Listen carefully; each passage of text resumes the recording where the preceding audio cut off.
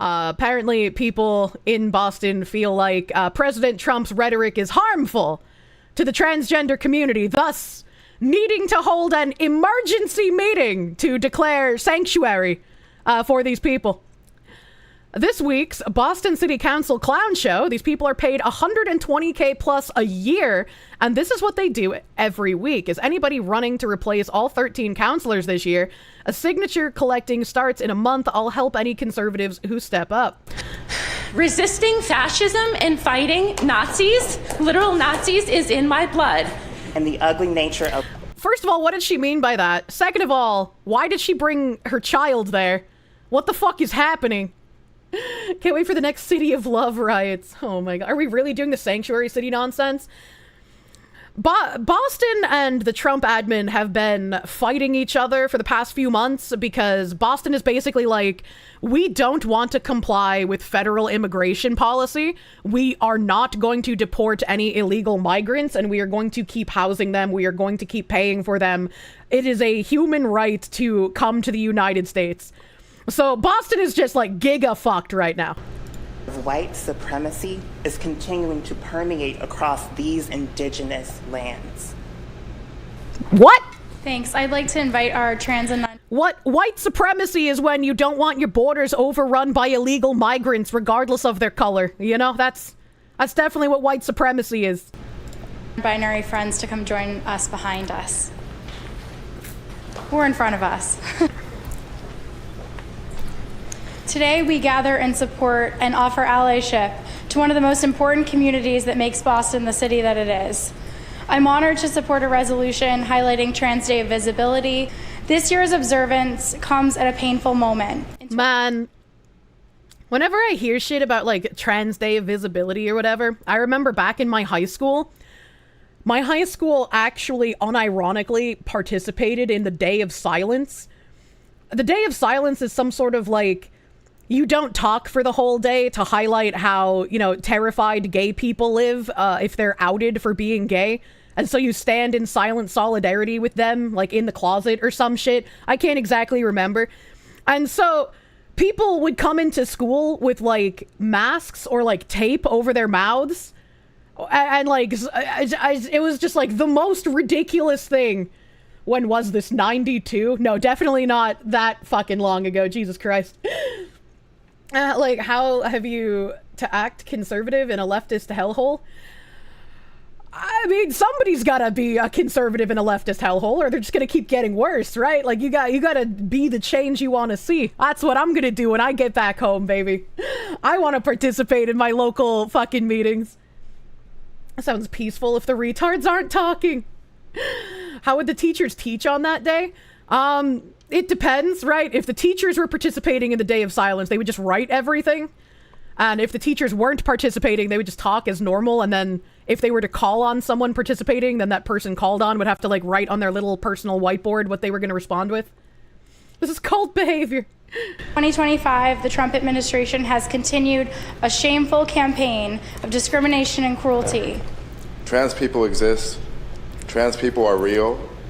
Trans people are human. And yes, that includes all genderqueer and non-binary folks too. It is critical that we say this here in Boston loudly and unapologetically, because across this country, trans people are under attack. Under attack how? You do not have a human right to mutilate children. Under attack how? Good afternoon, everybody. Good afternoon, drag queen. Jahaira D'Alto Balenciaga, 42 years old. Did they just say Balenciaga? Like the clothing company? Like the clothing company that had issues with like children? Is that... Okay. Rita Hester, 34 years old. Tahiri Broom, 29 years old. Sam Nordquist, 24 years old. Chanel Pickett, 23 years old. River Goddard, 17 years old.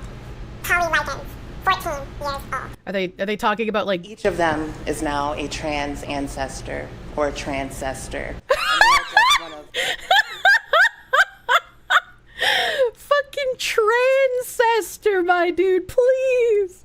That's just as cringe as the fucking herstory instead of history. Stop it. Few of our trans siblings that should be in this earthly realm who were stripped of life. Maybe, all right, you know, they shouldn't have been stripped of life. That's bad. I don't know how they were stripped of life, but like, if you're wording it that way, I'm just gonna take you at face value. Maybe they were murder-rated. Maybe you shouldn't take your new trans name after the clothing company Balenciaga. That's just my advice. It's that two were teenagers. Unfair isn't strong enough of a word. How do you celebrate visibility in a time when you have been deemed invisible? In a world... Personally, I feel like these trans activists are the most visible they've ever been, so I don't know what kind of invisibility they're talking about. I think the actual dysphoric people and everyone else would prefer a little bit more invisibility, right? Because if you can just blend in with everyone else, nobody's gonna be noticing, right? Nobody's gonna be like saying either good or bad things. You're just gonna blend in with the crowd. You're gonna be one of the people. Isn't that like the whole point? That you're just the same as everyone else? Where liberation and bodily autonomy is perceived as a threat that must be mitigated. I encourage each of you in this chamber to think about how you would answer. When the work of our ancestors and transcestors' resistance is actively being erased from the narrative, knowing good and well that without them, we wouldn't even have made it to this moment. What do we do? We reclaim it, and we fight back. My name is Jack Imbergamo. What? My pronouns are he, him. I am proudly joined today along with... That child looks so fucking uncomfortable. They've got the fucking feels face with just the like flat line. Sick how they try to justify it. It is.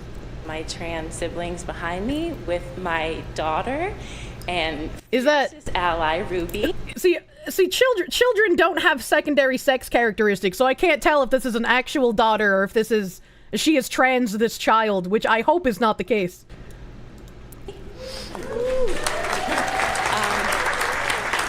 As Councillor Santana mentioned, I am the Executive Director and Co-Founder of TQNC, the Queer Neighborhood Council.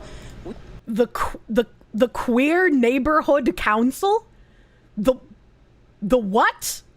I'm gonna have to look that up. Okay, Queer Neighborhood Council Boston. Don't let me forget. We are a collective that fosters queer joy, advocacy, and arts. For those of you that are here in the audience that has not been to an event, please join us. I don't want to be up here. I don't want to be up here, says the person who does everything for attention. Okay, all right, okay. I want to be out celebrating today. I don't want to be here fighting for my life, but here we are. How is your life in danger? I am a trans man. I am also a proud Jew.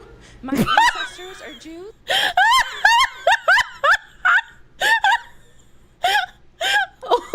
Oy vey, chat.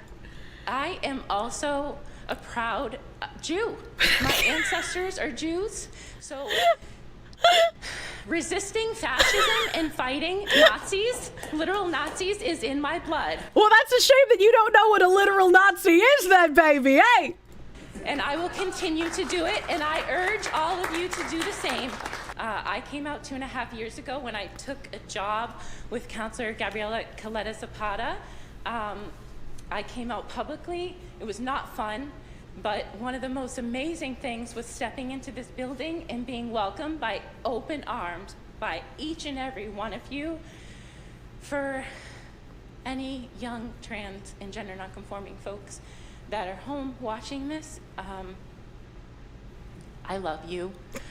I see you. No one can tell you who you are.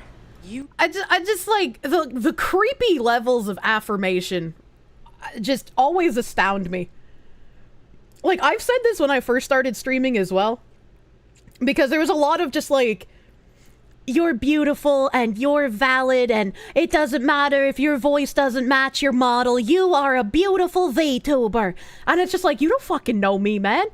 Why would I feel good about your post? Who the fuck are you? We don't know each other. How can I believe you? Right? Like that. It doesn't make any sense, and it means nothing coming from someone who doesn't really like know that much about you.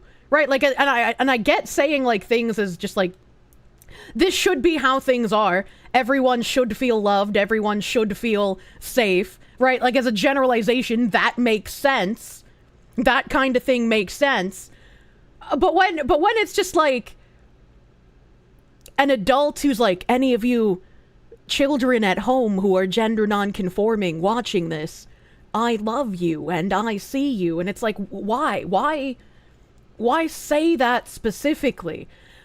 Because it gives like a false sense of belonging to a group that will then make it easier for these children to fall into some sort of unfortunate pipeline of reinforcement.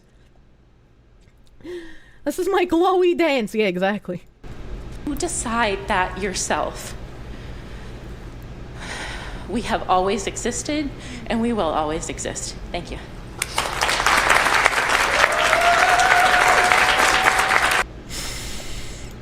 Oh God, what has my state become? We're so far away. We're so far away from when we threw the tea in the harbor, chat. This is a real thing. This is the type of shit they do every week. Resist. Like, I just... How? How does this keep happening? Breaking, the White House just sent a scathing letter to Mayor Wu calling out her sanctuary policies and questioning why she continues to put politics ahead of public safety. For the first time in a long time, it feels like our voices are finally being heard. We've been sounding the alarm on this issue for months, and now the pressure is working. This letter highlights recent ICE arrests of individuals charged with serious crimes, including sexual assault, gang activity, and armed robbery, and asks why Wu continues to support policies that shield them from deportation. It also points to polling showing 83% of Americans support deporting violent illegal immigrants and directly challenges Wu's stance. Boston doesn't back down. Maybe it's time to rethink that. This is a major step in the right direction, and if we keep holding leaders accountable, they'll have no choice but to listen. So this isn't to do with the transgender sanctuary city that we just watched, but rather the broader ICE policies of Boston that I was talking about a moment ago. For immediate release, March 20th, 25, Boston's radical mayor puts violent criminal illegal aliens first. Last night, Boston Mayor Michelle Wu doubled down on giving sanctuary to violent criminal illegal immigrants. You belong here. Boston doesn't back down, she said in her State of the City address. Here are just a few examples of the criminals recently arrested by ICE Boston that Mayor Wu is defending. ICE Boston arrests illegal Guatemalan alien charged with aggravated rape of Massachusetts child. ICE Boston arrests Turkish alien charged with raping Massachusetts resident. ICE ERO Boston arrests Haitian gang member with numerous convictions. ICE ERO Boston arrests illegal MS-13 member charged with firearms and drug crimes. ICE Boston arrests Honduran illegal alien charged with sex crimes, assault and battery, armed robbery. ICE Boston arrests illegal Haitian national charged with assault and sex crimes against a Massachusetts resident. ICE Boston arrests illegal Dominican drug dealer charged with assault and battery with a dangerous weapon. ICE Boston arrests illegal Brazilian alien charged with raping Massachusetts resident. A recent AP NORC, I can't spell, chat, poll found that 83% of Americans support deporting violent illegal immigrant criminals. This begs the question, why is Mayor Wu intent on defying the will of the American people and obstructing the Trump administration's efforts to remove these monsters from our streets? And I feel like there's probably a giant host of infected people in Boston who have the same mentality as those who were commenting on my quote retweet of that immigration video that the White House put out, where they were just like, oh, Trump can't use a 200-year-old law to deport these people. We're not in wartime right now. We have to do this the right way. And it's like these are literal like violent criminals. Why would you want to give them any leeway? Why would you feel bad for them in any way, shape, or form? Get them the fuck out. Why would you want to give the politicians who brought them here and fought to keep them here any sort of leeway? Can't he just did?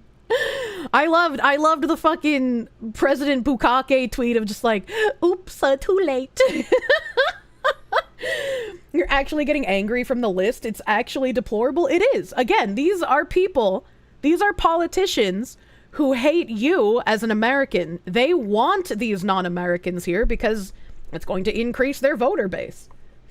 Caring about process when the other side doesn't give a shit guarantees defeat, especially when the other side hasn't given a shit about process for years. For years. And it's like, yeah, I do understand that can lead to a bit of a slippery slope. Like, right? Like, what if they want to issue more laws that will start being bad for us?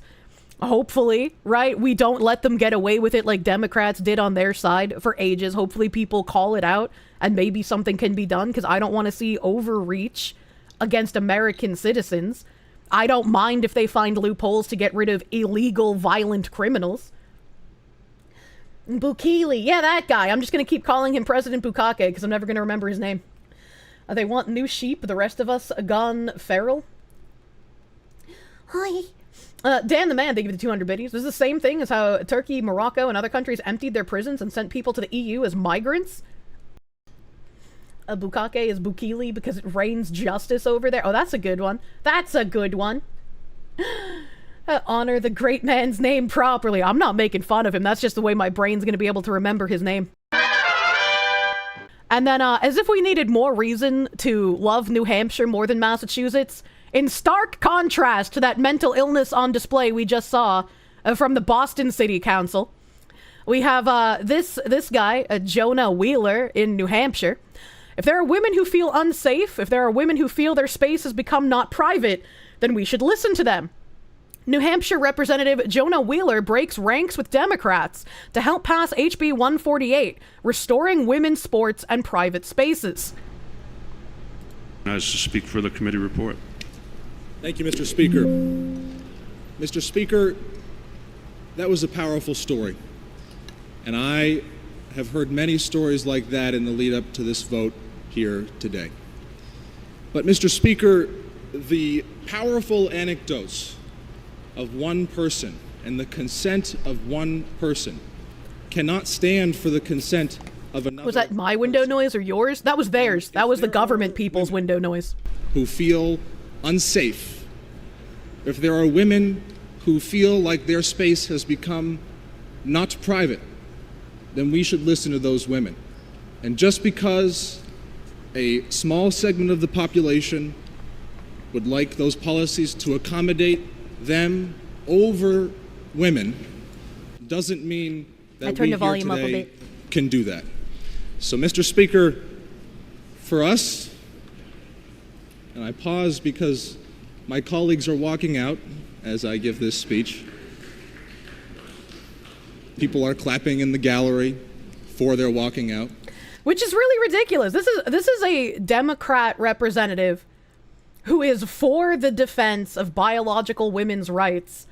And because he's breaking ranks with the other Democrats in New Hampshire, they're walking out while he's speaking. They're applauding those who are walking out while he's speaking. It's crazy. This guy will probably get crucified and he'll go Republican. Yeah, that feels like probably what's going to happen, which is unfortunate, right? Party of tolerance. He defied the cult. How dare he defy the cult? And Mr. Speaker, I think that illustrates exactly why I got up here today. Yes. I could have quietly voted my conscience, could have followed the party line, but Mr. Speaker, again, the consent of one person cannot stand for the consent of another. And just because one person is comfortable with a transgender woman being in the bathroom with them or playing sports with them or being in a prison with them doesn't mean that another woman is. And these issues do not have to cause violence. These conversations can be nuanced, and we can have conversations about treating each other with respect and humanity, and putting in place policies that say that women who were born women deserve a space to themselves, whether that be the bathroom or sports or the locker room or prisons, is not transphobic. And there are people in my town, there are people... What a radical idea in current year. It's not transphobic for biological women to want their own spaces. When was the last time we heard that out of a Democrat? Out of someone that wasn't already branded a Nazi? Throughout the country who are liberal, left-leaning people who agree with what I just said here, but some of them won't vote with me here. Some of them, in fact, have left the party in my town. There was just a woman last week who left my party because she felt not only was she not being heard, but she felt like there was no way for her to even speak up about this position. Well, yeah, of course not, especially if you're in the Democratic Party. You put yourself at risk. If you walk off the cult grounds, as it were, they ostracize you completely. You can agree with 99% of the things that they say, but if you defect on one issue, you're just going to get kicked out. And especially when it comes to the women's rights issue, well, you're just, a bigot. Why would you even say something like that? Now it's time to ruin your whole reputation. And given how many people are still in their seats, I can understand why. Yeah. The orthodoxy of the Democratic Party on this issue has left us to where we can't have nuanced discussions. And women are being silenced in this conversation. As much as people don't want to hear that, that Very is much so. what is happening. And when I talked to people on this side of the issue and this side of the issue, I heard, I don't want any violence to happen against me. I don't want to be disrespected or unheard. I heard that from transgender individuals, and I heard that from women. So, Mr. Speaker, I think HB 148, legislation which enables localities, municipalities, and businesses to put in place specific policies around definitions of sex, is not a right-wing, fascist, Nazi movement like I've been told that it is. I was called a Nazi for the prospect of giving this speech. I mean, which is crazy. I don't think that your position or side benefits from calling the other a Nazi when they are trying to ask genuine questions about women's spaces and the protection of women inside those spaces. It's because they don't want to have a discussion. They just want to scare you into capitulating. If you don't capitulate to what they want, they can't push their ideology progressively forward. What state is this? New Hampshire. This is New Hampshire. This is New Hampshire, and this man is a Democrat in New Hampshire, which is why I'm playing it. Like, we're used to hearing this from people on the right, but this is a guy who's part of the Democratic Party. He's a Democratic representative in New Hampshire, and he's talking about how it's important for people like him as Democrats to stand up and speak out for women's rights, because people in his party get ostracized for doing so. People leave his party for doing so. So, Mr. Speaker, this is a controversial topic. I absolutely understand that, and I apologize. Hold on, let me rewind a second. Is this the same state that has a hospital where parents can pick the newborn's gender? That was New Jersey. I know there's a lot of states with the first word as new, so it can get confusing if you don't live there, but the baby pronoun picking was New Jersey. This is New Hampshire. This is a controversial topic. I absolutely understand that, and I apologize that we had to clear out half the room for it, but municipalities, localities, private gyms, prisons, these places should be able to put in place policies which in limited circumstances separate people based off of biological sex. And I ask that the members on this side who have to feel the pressure of the orthodoxy on them would consider the alternative side and consider not calling them bigots or racists or homophobes or transphobes just because we certainly have questions about women's spaces and the protection of women within them. I very much love hearing from this guy, right? It's nice to see somebody sane on the Democratic side for the first time in a million years. I can't think of the last time I heard a Democrat say these things. But also, from my perspective, it feels like he is almost dangerously naive because he thinks that this is still a conversation that can be had. And like maybe he has to tread carefully, right? Because he's still part of the Democratic Party. But like you can't discuss with those who want to have Marxism be the rule of order. They are not interested in discussion, which makes it all the more sad, in my opinion. Thank you, Mr. Speaker. Does the member yield for a question? Always. And slow your roll, Representative. Before you inquire, it is a violation of House rules to come down that aisle while someone's at the well, so I don't want to see that again. I apologize. Look at this racist. He was trying to cut this strong black man off. What is this guy about to do? Mr. Speaker, and thank you for taking my question. With white passing African Americans being free from discrimination during Jim... Brother, hold on a second. I'm going to let him ask his whole question before I say anything. With white passing African Americans being free from discrimination during Jim Crow era laws, do you think that it is fair that we can compare this situation directly to the bathroom bans that African Americans were given and told that they were dangerous to white people? Thank you. Holy shit! You want to protect biological women's rights? You must be a white passing black man. Look at this black face of Nazism on the left. What the fuck was even that? I know it's a dangerous rhetoric from some other like people in the black community when they say like, oh, you talk white, oh, you act white, blah, blah, blah. I think that's a very bad thing to say, right? Because it feels like they're trying to tear someone down who I guess speaks in a coherent manner. Like I don't want to sound like I'm racist as saying this, but like how else would you explain them saying like you talk or you act white? And because this guy has broken ranks with the Democratic Party, you have a white guy who came in to be unironically racist to this black man, being like, how are you gonna talk about like all of this stuff? What about the white passing black men during Jim Crow? I could not even imagine trying to compare biological men being allowed in women's intimate spaces to an entire race of people who were enslaved.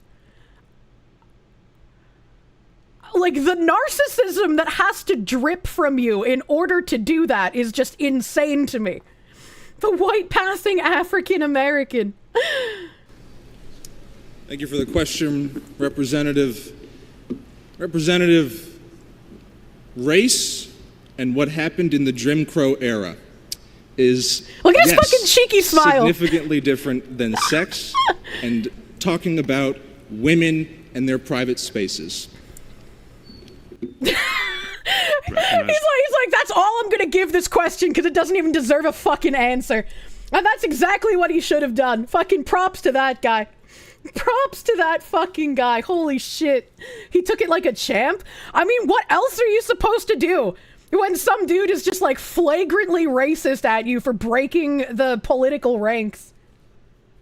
What is this guy's name? This is Jonah Wheeler. I'm pretty sure he is a representative in Hillsborough County, New Hampshire. Essentially said, go fuck yourself. Yeah, pretty much. To them, race has little to nothing to do with race. Hence they say Asians are too white. Yeah. As a Democrat, he doesn't believe in safe spaces. Women don't deserve safe spaces unless it's trans women, because they're actually women, according to Democrats. Quick call, Kent from accounting. One of our blacks stepped out of line. I just like, I am impressed at how well he handled that, because like I would have felt genuinely offended and I would have wanted to quit back, dude. That guy had a Redditor moment. Hillsborough 33 district. Thank you. I was correct about it being Hillsborough. White passing is such a stupid term. It really is. It really fucking is. It just reinforces like the victim hierarchy that the progressives want you to believe in. Like, the more white passing you are, the more privilege you have, because white people are the epitome of privilege, and anything under white people, they're oppressed. And so the closer you get to being a white person, the more and more privilege points you accumulate, which is just an insane theory in and of itself. You're gonna say classic liberals are more often than not found in the center of the right. Glad to find that dude follows his heart and critical mind instead of falling in line with the party like a drone. Absolutely. And like, I find myself falling into this as well. I dislike calling these kinds of Marxist ideologues, not Jonah, obviously the people against him. I dislike calling them liberal, but it happens occasionally because I think that liberal has a meaning, and I do not think these people are liberals. But we've just gotten so used to calling them, like, you know, liberal or shit lib or just something like that, that it rolls off the tongue. And I try to catch myself sometimes and call them what they are, which are progressives or Marxists. But sometimes I still fall into that, you know, accidentally calling them liberal. Classical liberalism is the opposite side of the same coin to conservatism. Modern liberals are socialists. If you're black, well-spoken, not stealing or gangbanging, I guess you might as well just be white passing. Azehara, I'm glad to hear that even in your mud hut, you're white passing. You used to call them libtards, now you just call them retards. It's gotten to the point where they're one and the same. I mean, it's possible, but I try my best to not, like, fudge definitions as much as I can. You know, I don't like falling into the subversive language trap. Oh, we have a Twitch streamer doing what Twitch streamers usually do. There are so many people in the comments, like, defending this as well. They're just like, how are you supposed to compete as a small streamer if you don't viewbot yourself? You gotta viewbot if you want to be competitive. Meh. Fuck you, guy. Fuck you.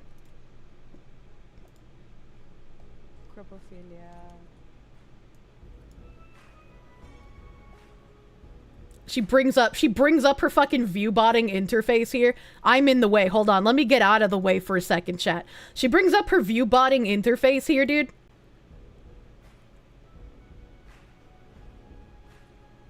Shit happens. Shit happens. Can I read that? When it goes down?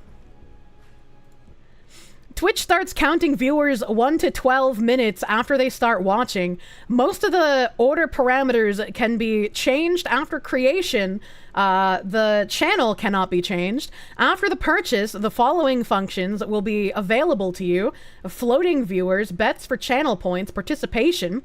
Viewers will be in the list of viewers. Bot will not write to the chat. The more viewer bots in the order, I think is what that says, the lower the price per piece. The price includes views and statistics, and on here, stream recording in the amount of 10 pieces for each viewer per hour. Shit happens. Hi, Chief. Hello. She noticed. Huh?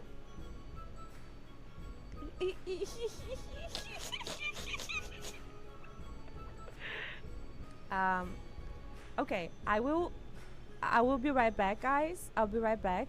I'll just... I'm back. Come back in a sec. You guys still here? Still here? Oh, internet. At that moment, she knew she fucked up. I needed to do a little... my OBS was asking me to... reset something. Brain's so empty she can't even think of an excuse on the fly. How are you gonna be a streamer if you're this bad at fucking ad-libbing, man? Please, come on, dude. Stop streaming. That's so sad. But I'm back. That's why you have to bot viewers. Cropophilia. And it just loops. And then it just loops. Twitch streamer accidentally showed off their viewbotting app before quickly restarting stream. And then like... I don't know if there are people here who doesn't viewbot on Twitch. Even people who don't viewbot themselves get viewbotted by sponsoring companies. The sad reality is that it's only a handful of content creators that are honest on Twitch. I would be really sad to find that out, because I think that anyone who has used viewbotting should not be reaping rewards, dude. Like, if you're viewbotting, that's a really shitty thing to do. Report that guy. That's an indictment of the platform. It really is. It really is. It's fucking sad. Let me see here. Viewbotting is a waste of time. I know there were a bunch of people that were just like defending it and saying like this is something you have to do. This is why you should never compare your growth to other creators. Half of it isn't even real. True. It's very obvious when someone's viewbotting as well. If you look at like their graph when they're on stream, a normal on-stream graph for like viewership will have very obvious ups and downs. If it's like almost entirely an up and a flat line with very, very shallow downs, almost guaranteed that if that is a pattern through like many of their streams, that's someone who's viewbotting. Like Asman talked about it a while ago. I've done segments on viewbotting before. It is definitely sad how some people decide to do that kind of thing. Viewbotting like 20 viewers when you're starting off so you're not at the bottom of the category is smart. Gotta play the game? Absolutely not. Absolutely not. And like maybe I'm kneecapping myself because I don't do viewbotting and there's a lot of people around my size who do. But it's like I would rather be honest both with my actual audience and with sponsors. I would feel like very guilty if I were to do something shady like that. Oh, man. Dylan Mulvaney releases bizarre song to promote his new podcast, The Dylan Hour, about his life living as a girl. I feel like that was the entire point of his TikTok, so what the fuck is the podcast actually going to be? What could he possibly still have to talk about in regards to this? Help, because it's been like 2 years. All right. It's been... Oh, Blabs is here. Here's Dylan. Oh, he is like The Shining. That's creepy. That's fucking creepy. So, here's, this fucking thing. In the shower, on a walk, the Dylan Hour. Feeling sweet, feeling sour. I feel nothing. The Dylan Hour. That's true. I bet he does feel nothing at this point. Look at those crazy eyes. This is what happens when you lose your soul and you want to sell everything about yourself for fame. My couch is open, it's better than therapy. Why would he do that? Moms, all your theys and thems, all your bottom boys, my bisexual femmes. Come one and all, disassociate with me. It's free. Grab a drink, or 2 or 3. You have no friends. All good, you got me. It's the Dylan. Oh boy. You know, that's really true. If you're going on his podcast, you probably don't have friends.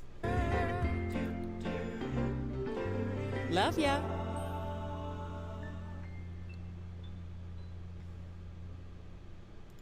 I don't know what Lemonada is, but maybe that's one of his sponsors. That's really fucking weird, first of all. Second of all, it's funny how he made this with the, like... I don't know if I want to say theming or imagery of like the olden TV shows that like housewives would watch. Ain't no housewives gonna be watching this shit. All right, okay, that's I'm not entirely sure what the target audience is that he's going for here, but you know, it's so uncanny valley. It really is. It really is. That one was kind of disturbing. Yeah, everything Dylan does is kind of disturbing. I have a big stream that I did on him, essentially, going through his desire for fame and all of the things that he tried doing to get it, and then finally pretending to be a woman worked. That's what got him famous at the end here.